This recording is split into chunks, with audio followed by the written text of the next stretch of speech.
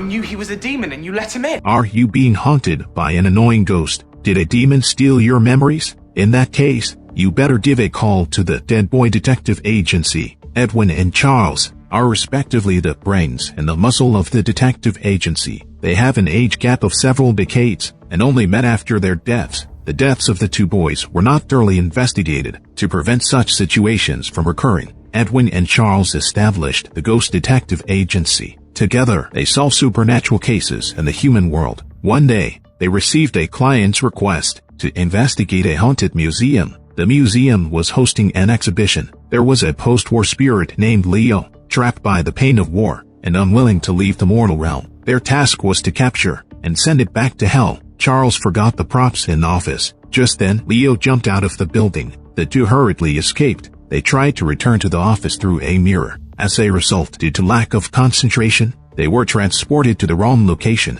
Leo also chased after them. The two escaped into a room with mirrors. Edwin fixed the location of the office again. Unexpectedly, Leo followed them. He followed them into the office. He threw Charles onto the table, and then he grabbed a dagger and stabbed towards them. Charles blocked the ghost. Then he lifted Leo's mask and threw it to Edwin. Edwin held the mask and began chanting a spell. The two successfully restored Leo's consciousness. Soon, the Grim Reaper would come to take him. Edwin and Charles had to hide, otherwise they would be captured by the Grim Reaper. They hid outside the window, watching Leo leave. It didn't take long for peaceful days to pass. A new client, a little ghost, came to their door. She wanted to help her medium friend, Jane. Jane was possessed by a demon.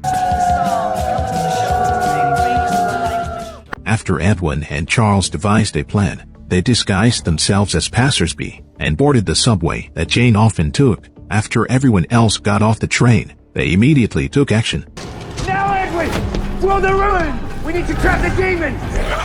The demon inside Jane struggled desperately. She knocked Charles away, but she inadvertently triggered the spell on the ground. She was immobilized and couldn't move. Charles and Edwin regained their true forms. They were about to finish. Suddenly, a large hole opened in the top of the train compartment. Several live fish fell to the ground, which wanted to erase the ruin. Charles quickly used a white cloth with runes to cover Jane. They successfully expelled the demon from her body, but Jane lost her memory. The two brought her back to the detective agency. Until Jane regained her memory, she would stay at the detective agency, assisting the two in solving cases. Edwin was very unhappy about this, but Charles enjoyed interacting with girls his age. After all, not everyone can see ghosts. Jane also possessed clairvoyance. When she came into contact with case files or related individuals, she could see clues related to the case. After the collaboration of the three, the first case was to find a missing 10-year-old girl named Becky. Jane could sense Becky was surrounded by dark magic and death. Soon after, the three arrived in the United States. Because ordinary people couldn't see ghosts, so in the eyes of passersby, Jane appeared to be talking to herself. She found a butcher shop owner online and rented the cheapest room from him. The owner said, "There are only 2 guest rooms upstairs. Your only neighbor is named Nico." After the landlord left, the three immediately went to Becky's house. For the convenience of investigation, Edwin and others transformed into corporeal police officers. They were responsible for attracting the attention of Becky's parents. Meanwhile, Jane used her clairvoyance to delve into Becky's parents' memories. She learned about the events of the day when Becky went missing. There was a police officer by a stream who found Becky's shoes. If Jane could come into contact with that shoe, she would know Becky's whereabouts. This was not a problem for Edwin. He jumped into a mirror by the roadside and entered the police station to retrieve the shoe. However, Jane soon discovered Edwin's hand was injured by an iron railing. Charles explained on the side, iron objects could burn ghosts and make them appear briefly. Besides that, they rarely possess living beings, as it would alert the underworld. Jane didn't inquire further. She touched Becky's shoe with her hand. She saw the last time the little girl wore it. In the front porch of a certain house, the three arrived at the mansion. They discovered it was a witch's house. Edwin and Charles couldn't enter directly because the witch could see and harm ghosts. They went to a nearby tavern to discuss a plan. Jane went to the restroom. She was dragged into a different dimension by the demon, David. Through their conversation, it was revealed David admired Jane's abilities, so he wanted to possess her body. But Charles and Edwin cast a spell on the subway that day. As long as Jane didn't agree, David couldn't possess her, so David could only take away some of Jane's memories and kept harassing her. Just then, Charles woke Jane up. The people around were discussing why Jane was talking to herself. The three quickly left the bar. Edwin thought having Jane with the demon would be troublesome, so he wanted to separate from her. But Charles didn't agree. He wanted to help Jane regain her memories. We have to remember what she's been through. What she's been through? I spent over 70 years in hell!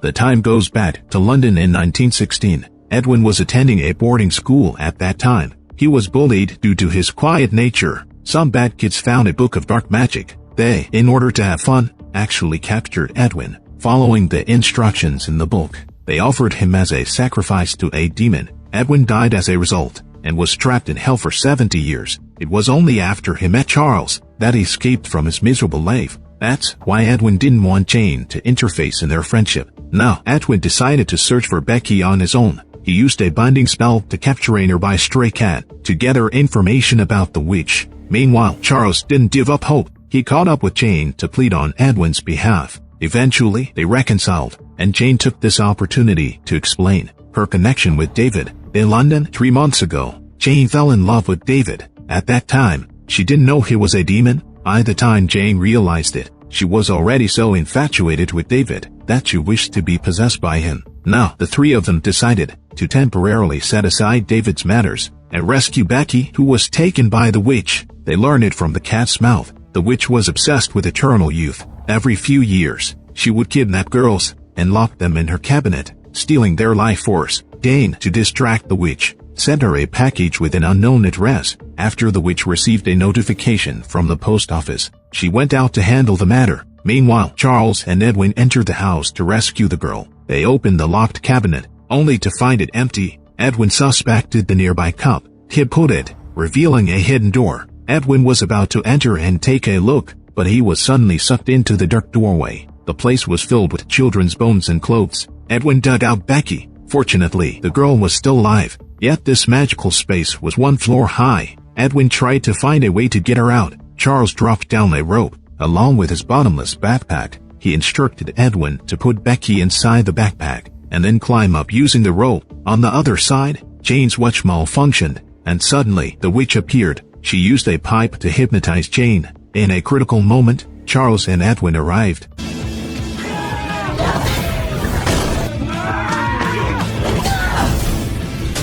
The witch was holding an iron staff as she slowly approached Jane, but Jane intruded into her inner world. Inside the witch's body was a female giant. Charles possessed her. The witch forcefully slammed against a wall, throwing Charles out. You three have opened a real bag of worms. You have no idea. Although they didn't understand the meaning behind the witch's words, nevertheless, the three of them rescued Becky. They were about to go back and rest, but they were blocked by a stray cat. It turned out that Edwin angered the Cat King by casting spells on cats, so the stray cat came on behalf of the Cat King, inviting them to a conversation. They followed the cat group to a canning factory. We were invited to see the Cat King. The Cat King demanded a private conversation with Edwin, because Edwin used magic on his subjects. Edwin used a binding spell, so the Cat King placed a bracelet on his hand. It was a form of imprisonment magic. The imprisoned person couldn't escape this town, not even with mirror teleportation. The Cat King was willing to give Edwin a chance, as long as he counted how many cats were in Port Townsend. The bracelet would come off. Edwin didn't count the cats. He and Charles decided to seek help from an expert, see if they can remove this bracelet. The two of them went to a magic shop in Port Townsend, but they learned that only the one who cast the spell can remove it. Edwin left, while Charles bought a jar ornament. Just as they were leaving, the witch appeared from the shadows. After learning about the two ghost boys trapped in the town, she came up with a wicked plan. On the other side, Jane finally met her neighbor Nico, but before they could exchange many words, Nico suddenly fainted. Jane tried to enter her inner world to awaken Nico, but all she could see were various colors and lights. Before Jane could figure out the situation, Nico woke up. Through their conversation, it was revealed Nico frequently experiences fainting, and she also vomits colorful secretions. It was clearly a supernatural occurrence. Charles and Edwin searched through books on paranormal parasites. They concluded it was a parasite called dandelion sprites. that had entered Nico's body. They survive by feeding on the admiration and attention of others. Therefore, the dandelion sprites would make Nico emit colorful light, attracting the attention of others, and then feed on that attention. Once the sprites become powerful enough, they would leave the host. At that point, Nico would be in great danger. Jane explained the situation to Nico. Are you insane? She's perceptive. It was indeed challenging to make a normal person believe in these supernatural events. It's indeed a bit difficult. Fortunately, Nico believed. She told Jane she started experiencing fainting after she went to the forest to look for dandelions. Nico also saw a shrine in the woods. Edwin speculated she must have encountered the dandelion sprites in the forest. So the two detectives followed the map drawn by Nico and arrived at a clearing in the woods. They indeed found the shrine. Dandelion remains were piled around the shrine.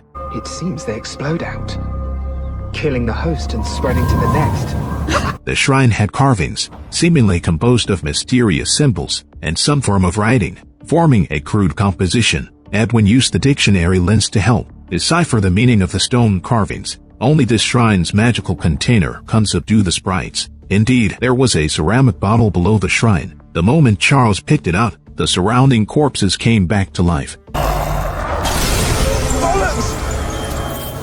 The two of them quickly fled the scene. Then they informed Jane about what they found and asked her to relay the information to Nico. I'm glad you told me. Just like that?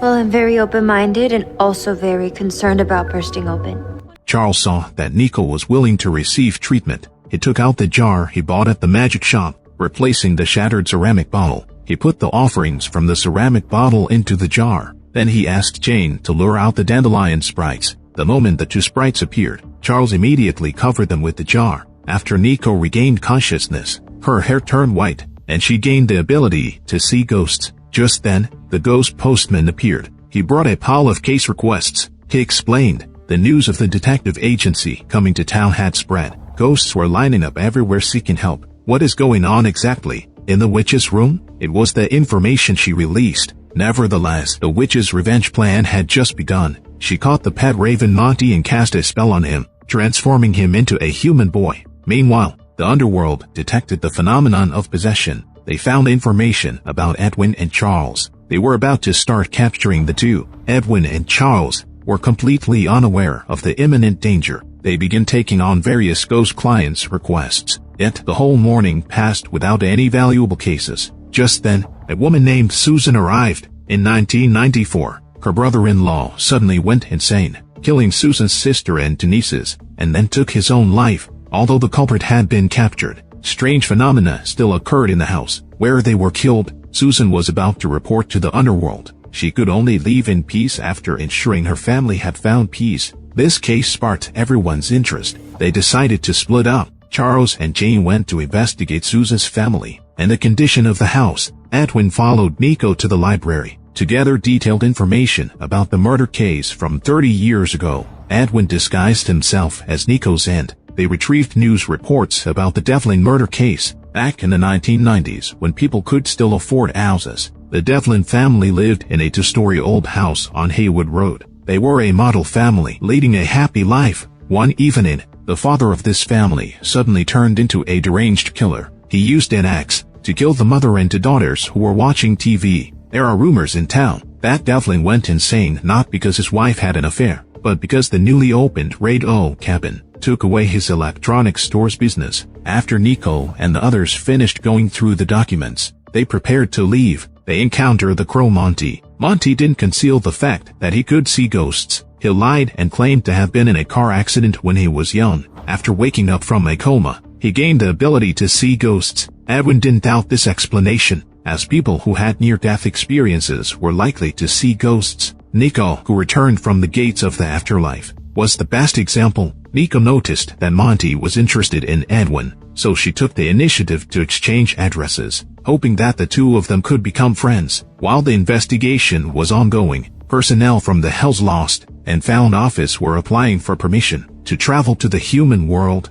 to apprehend Edwin and the others. However, the address they provided was too vague, and it was rejected by the review department, as there were specific regulations in place if they needed to apprehend illegal ghosts in the human world. they must provide the detailed address of the ghost. Edwin and the others were temporarily safe. At this moment, Edwin and the others headed towards the haunted house. As they entered, they saw Mr. Devlin running down the stairs. The three of them found it very strange that if he was a ghost, why couldn't he see them? On the other side, Devlin's wife and two daughters were sitting in the living room watching TV. Jane tried to talk to them, but it seemed like the three women couldn't see her. Then Devlin came over with an axe. I found the letter.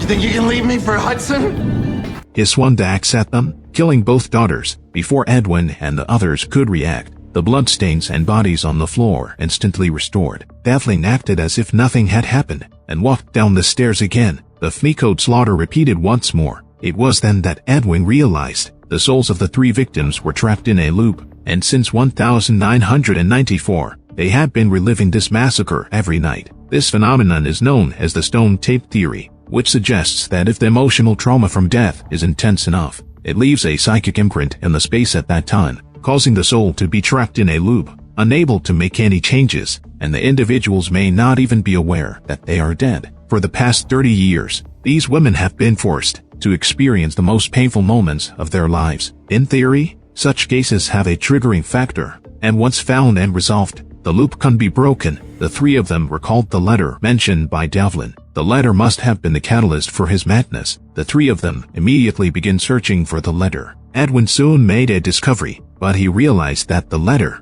is not evidence of Devlin's wife having an affair. Hudson is not the name of the lover. It is just the name of the university. It was his daughter's intention to leave home for college that drove the control freak Devlin to madness and murder. Jane destroyed the letter, but the loop did not break. It seems that the letter was not the triggering factor. Charles didn't want to waste any more time. He raised his weapon and was about to confront the abusive man.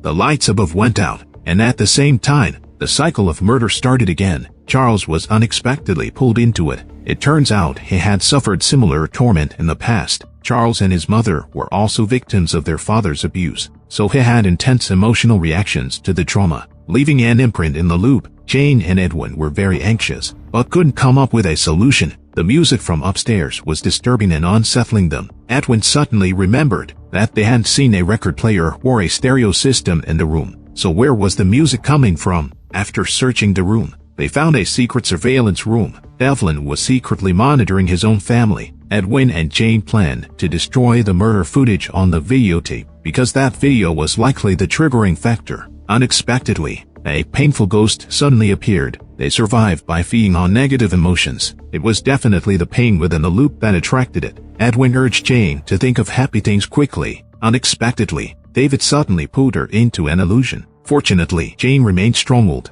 and was not swayed by the demon. By the time she successfully escaped the illusion, Edwin had already deleted the video files. Breaking the loop, the three of them were worried that the Grim Reaper would come to claim their souls, so they quickly left the scene. On their way back, they encountered Monty, a crow who was trying to win Edwin's favor. On the other side, Devlin's wife and daughter finally went to the underworld for reincarnation. They revealed the story of being rescued by two deceased boys, exposing Edwin's address. At this moment, Edwin and the other are completely unaware. They are currently dealing with a new case. The client resides in the Cape No Cape lighthouse. Over the past 2 days, people have been coming to the observation deck and jumping into the bay. Shortly after, the bodies disappear, leaving only the ghosts wandering around the lighthouse. This has been causing great distress to the client. Usually, the ghosts of suicides wander around in the mortal realm, yet they only linger in the vicinity, which is highly unusual for ghosts to gather like this. There must be a secret among them. Jane and Charles attempt to communicate with the lighthouse ghosts. They discover that each suicide ghost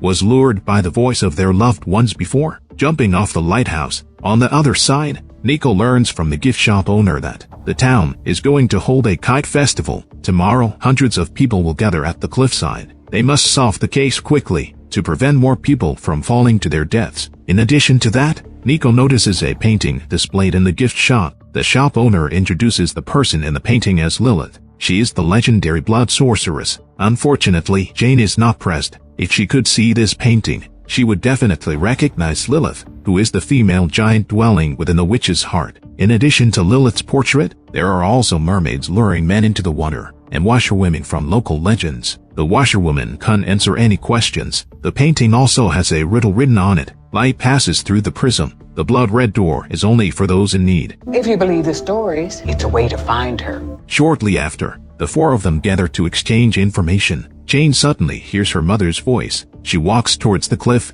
Fortunately, Nico quickly notices and grabs Jane. At that moment, they notice a glowing object in the sea. Edwin remembers the riddle on the washerwoman's painting. He picks up a piece of red glass and holds it up to the sun. As the light passes through the prism, the four of them are sucked into another dimension. The washerwoman is doing laundry by the shore. Charles tries to ask the washerwoman a question. He asks her if she knows who is luring everyone to jump into the sea. The washerwoman says that there are strange beasts everywhere in this water area. The culprit is a monster more powerful than the sirens and mermaids. Only by wearing out the monster can there be an opportunity to kill it. Just as she finishes speaking, Edwin and the others return to reality. Only Jane remains in the same place. She wants to regain her memories and find out who she is. The washerwoman only tells Jane a riddle. When the ground moves and birds scream, stop looking outward and look within your heart. Shortly after, Jane also returns to reality. The four of them visit the magic shop in town, again to find a way to deal with the sea monster. After listening to their description, the shopkeeper speculates that the sea monster is Angie. She excels at using light to make people feel a sense of longing. Then the individuals will complete the story based on the person they miss. But Angie lures humans only to devour their bodies and satisfy her hunger. Therefore, the shopkeeper suggests not killing her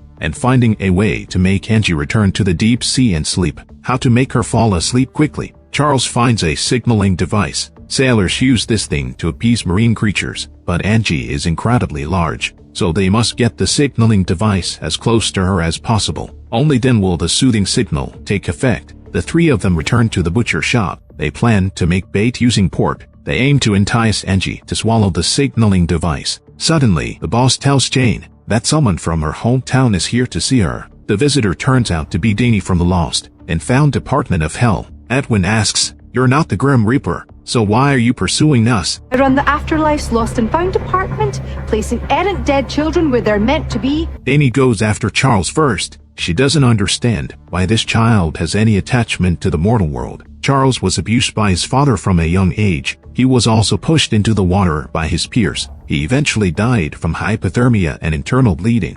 Even when you try your best, be your best self, this world beats you down for it. However, Charles was not swayed. It wasn't because of those painful memories that he chose to stay in the mortal world. He wouldn't be as weak as he was in his childhood. Charles grabs the signaling device and punches Danny into the sea. Angie swallows the treat that was delivered to her, along with the signaling device in Danny's hands. The next day, the ghosts gathered around the lighthouse disappear. Soon, a new case presents itself. This time, the clients are two young boys. They are recently crowned state champion baseball players. They have also been accepted to the University of Washington together. Just as their lives are about to begin, the two boys suddenly die, and they don't even know how they died. The police say that they died from alcohol poisoning at a party, but they remember only having 2 or 3 drinks that night. Excessive drinking would affect their training performance, not to mention their dark, bleeding eye sockets. It's clear that they've encountered misfortune. Edwin takes on this case. Nico, who arrives late, actually knows these two athletes. They are Brad and Hunter, star players of the Northport Townsend Dragons. The entire town mourned for several months when news of their deaths spread. Brad and Hunter,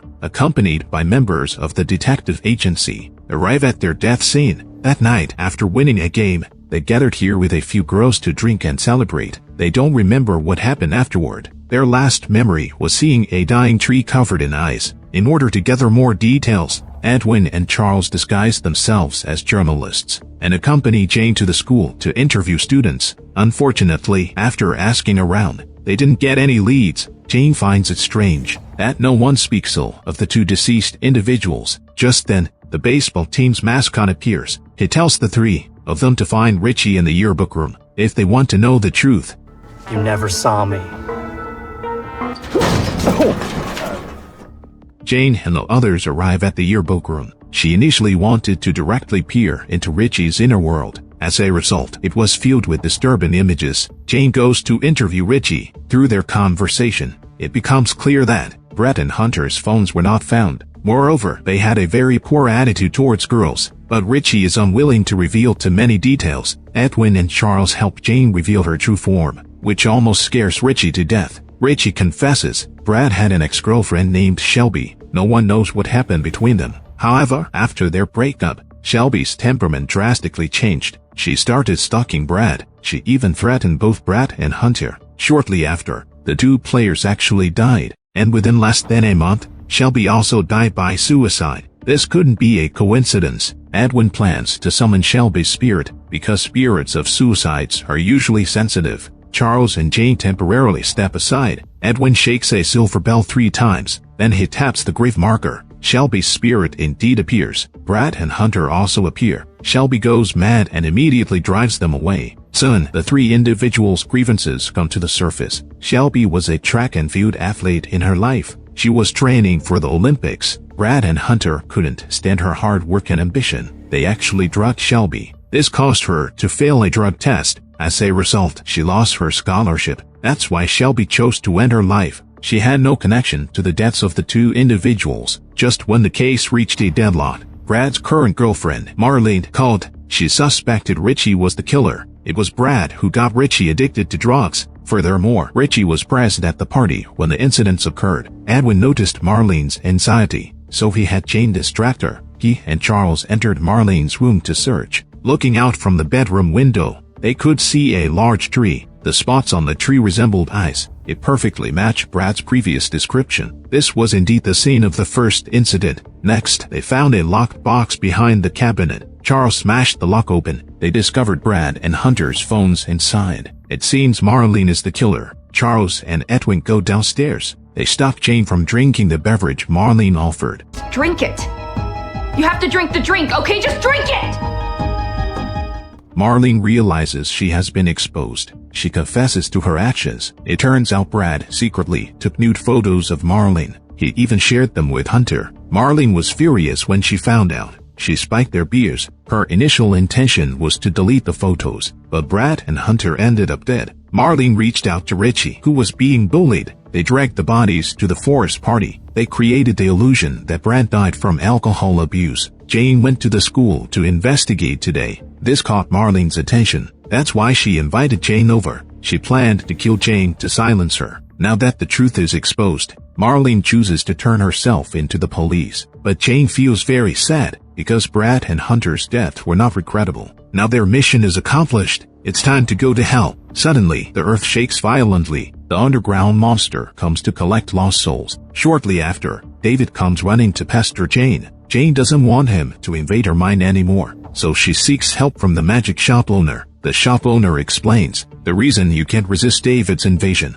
is due to emotional entanglement between you. The shop owner takes out a Heart of Light gem. He says it can protect Jane from the influence of emotional entanglement. Why is a magic shop owner so powerful? The story goes back a long time. One day, a terrible storm raged at sea. A girl and her father were in great danger. To escape the disaster, her father pushed her into the sea as a sacrifice. The girl hung onto the ship and refused to let go, but her father cut off her fingers. The gods witnessed this cruel scene and took pity on the girl. They transformed her into the sea goddess Etna. The 5 severed fingers became 5 little walruses, and the magic shop owner is one of those walruses. Although life in the ocean is peaceful and harmonious, the shop owner was curious about life on land. He was willing to give up his walrus identity and begged Setna to transform him into a human. That's how the owner lost his chance to return to the ocean. Over the years, he had long regretted his decision because the human world was too ugly and wicked. The Heart of Light gem that Jane had suddenly cracked open. The noise in her mind finally disappeared. Her spiritual power also vanished. Meanwhile, the witch gave Monty a bag of powder, instructing him to lead Edwin and Charles into the forest. Monty didn't dare to disobey the order. He lied to Edwin, claiming that his friend had gone missing. He wanted the detective agency to help with the search. Led by Monty, everyone arrived at the Tallwood Forest. They encountered several ghosts guarding the entrance. Their companions were also lost in the forest. Edwin wanted Jane to use her spiritual power to find them. Jane confessed that her spiritual power had disappeared. In the midst of their conversation, Monty poured the powder onto the ground and then pretended to have found a clue. This luminescence is spectral. appear to be signs of a type of Omphallotus nidiformis.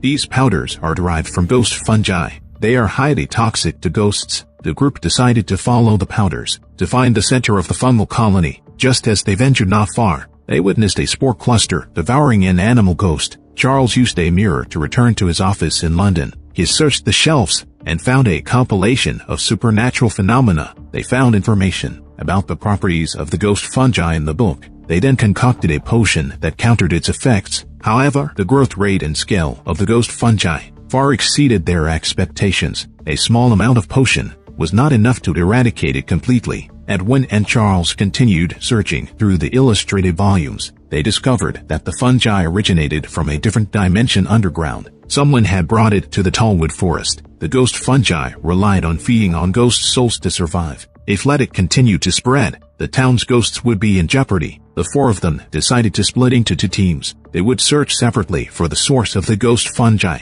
Monty saw Edwin putting in so much effort to help him find his missing friend. He couldn't resist feeling compassion. He wanted to take Edwin away from the forest. Suddenly, the lantern in his hand extinguished. Immediately after, the Cat King exposed Monty's true identity. Edwin became very angry. He cursed Monty away. The witch hidden in the shadows witnessed the failure of her plan. She emerged to clean up the mess herself. She struck at Monty with her blade. She turned him back into a crow, and then she went to settle the score with Edwin and the others.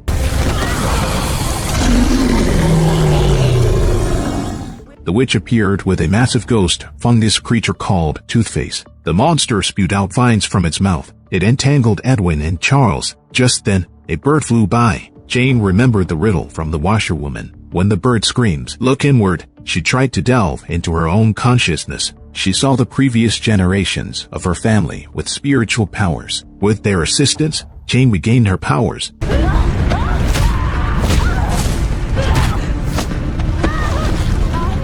The witch had a deal with Lilith. Her magic was exceptionally powerful. Jane connected with the spiritual powers of her ancestors. Together, they dispersed Toothface. The witch was also engulfed into the underground. Meanwhile, Danny was swallowed by Anchi. Unexpectedly, inside the fish's belly, she met an adventurer. With the adventurer's help, she regained her freedom. Danny arrived at the butcher's guest room. She prepared to take Edwin and Charles back to the underworld. There was a procedural error in the paperwork. They couldn't determine Edwin's destination. Danny decided to take them to the lost and found office first. Suddenly, the ground started shaking uncontrollably.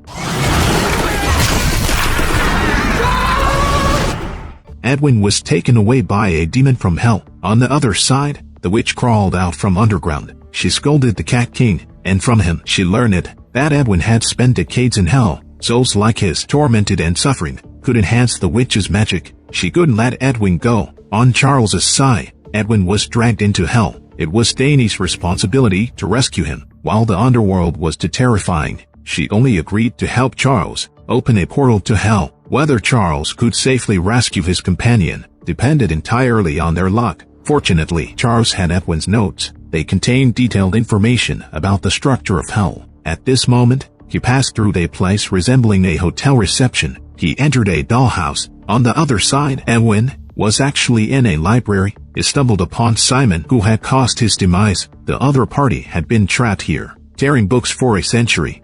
You sacrificed me to a demon, who traded me to a thing that is worse than a demon, and this is your punishment, an eternity of paper cut. Just then, Edwin caught a glimpse of a figure flashing in the nearby mirror. He was about to reach out and investigate when he was pulled into another realm, and there he encountered the god of despair. She encouraged Edwin to return to his enemy and continue mocking the other party's ugliness. After she finished speaking, she sent Edwin back to the library. Simon was currently crying and apologizing non-stop. Edwin didn't mock him, as the god of despair had suggested. Instead, he chose to forgive Simon. He didn't want to dwell in the past anymore. He left the library. Meanwhile, Jane outside the door also wanted to help, but Charles didn't allow her to enter hell. Jane went ahead and found David without permission. She wanted him to help open the gate to hell. Now, Jane's spiritual power was much stronger than before. David knew he wasn't a match for her. He said he didn't have the ability to help someone enter hell, but Jane didn't want her trip to be in vain. She forcefully retrieved her memories from David's mind. Jane took back a small bag containing beads that represented her past. David was furious beside her. He threatened to kill her, but Jane didn't give David a chance. She trapped the demon directly in the area where her senior resided. On the side of hell, Charles had been wandering around in circles. It was not easy to find Edwin. He was captured by a demon. Charles hurriedly chased after them, but he discovered that Edwin was unharmed. There was no trace of blood on him. Charles was about to ask a question, but Edwin covered his mouth. Charles followed his gaze to the side. He noticed the demon feasting on another Edwin covered with blood, and in one corner of the room, there were piles of Edwin's corpses. It turned out that during the decades he was trapped in hell, he was devoured by the demon every single day. As spirits do not age or die, Edwin had to endure day after day, playing a game of hide and seek with the demon. Charles felt immense heartache for his friend. He threw a flashbang at the demon, then he grabbed Edwin and ran away. The demon quickly caught up with them. The two of them had no choice but to enter a shop and step over countless corpses. They finally reached the edge of hell and passed through countless lost souls, successfully returning to the real world. Danny was about to take them to the reception center. Unexpectedly,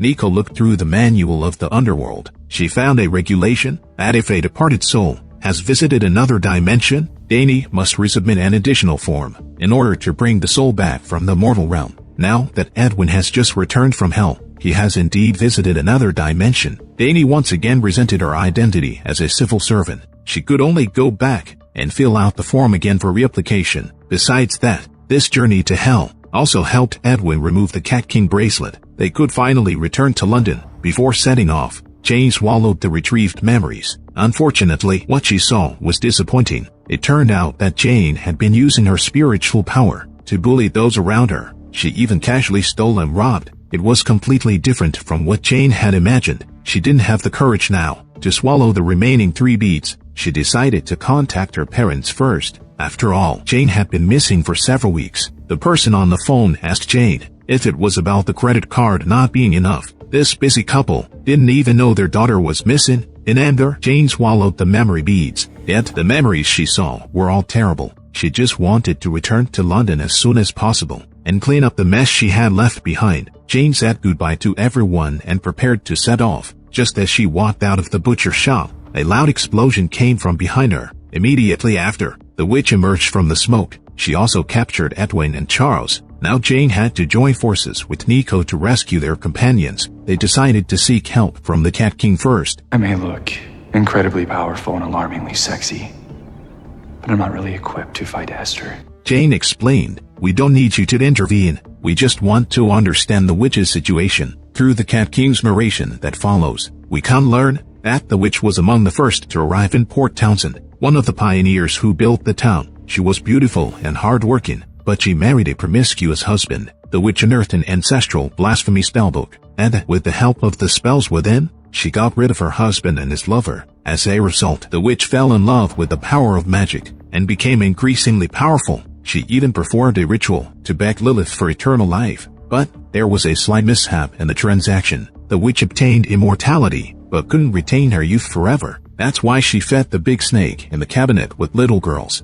To maintain her eternal beauty, the Cat King suggested that they go get some magic black salt, as it might help deal with the witch. Jane and Nico immediately went to the magic shop to buy equipment. The shopkeeper even gave them a talisman for protection. On the other side, Charles was locked in an iron collar, while Edwin was bound to an energy extraction device. The pain in his soul could provide the witch with immense magical power. Jane and Nico sneaked into the house. She threw the versatile backpack to Charles. She asked him to figure out a way to kill the big snake in the cabinet. Without that creature, the witch would age. After Jane finished speaking, she went to distract the witch's attention. Nico went to steal the key to the device, but their actions were quickly discovered by the witch. She devoured a tremendous amount of pain, increasing her magical power. Jane realized she couldn't defeat the witch in a fight. She attempted to persuade her that it's never too late to mend, but the witch had lived for centuries. It was impossible to persuade her easily. She was about to attack Jane.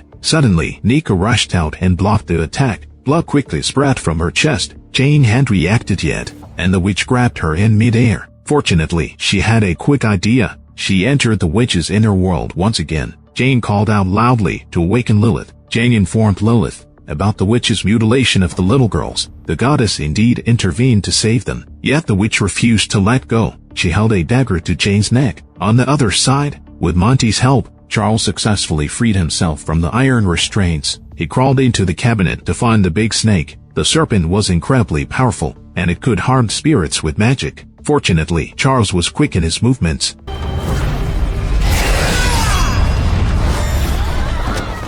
In the moment when the snake was stabbed, the witch aged rapidly. Lilith emerged from the sea of blood as well. She took away the deceitful witch. The crisis was finally over. Nevertheless, Nico had already stopped breathing. Her soul must have already departed for the netherworld. The shopkeeper contacted her parents in Japan. Her body would be repatriated. After this incident, Jane didn't want to return to her past life anymore. She officially joined the detective agency. This farce should come to an end. Amy suddenly showed up at the door with her boss. Edwin and Charles were about to be taken to the netherworld. The boss discovered the case files of the detective agency. Over the years, Edwin and Charles helped many spirits fulfill their wishes and journey to the netherworld. The boss appreciated their work. He decided to incorporate the detective agency, and he asked Amy to stay as the administrator. Meanwhile, in the icy and snowy lands, thousands of miles away, two dandelion sprites found Nico holding the talisman. The story of the first season ends here, adapted from Neil Gaiman's beloved comic,